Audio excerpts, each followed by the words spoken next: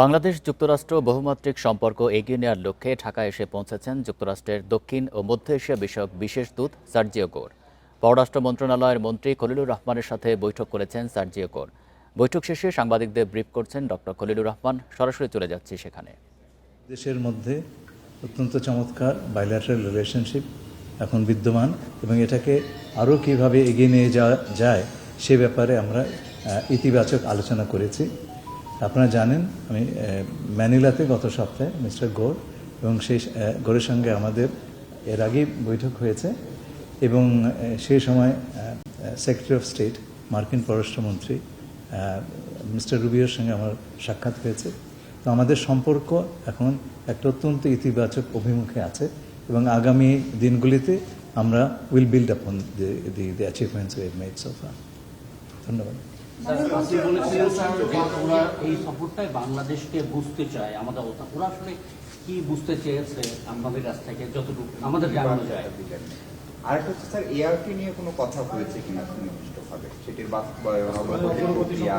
Challenge, আমরা কি করবো, তারা কি করবে? আমরা বাংলাদেশের সঙ্গে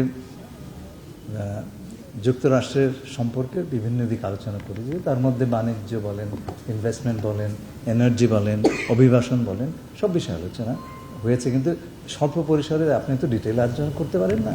we discussed about general way forward.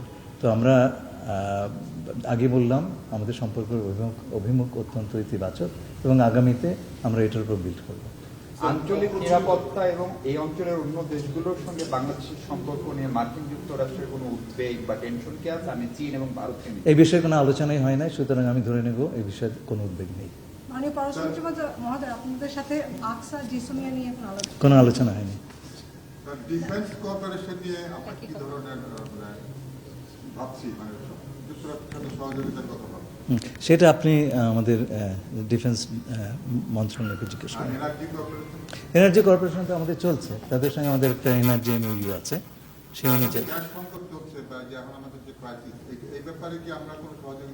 আমরা বিশ্বের নানান দেশের সঙ্গে সহযোগিতা চাইছি, সবার কাছেই চাইছি, তাদের কাছে সবার কাছেই চাইছি, সবার সঙ্গে কথা বলছি।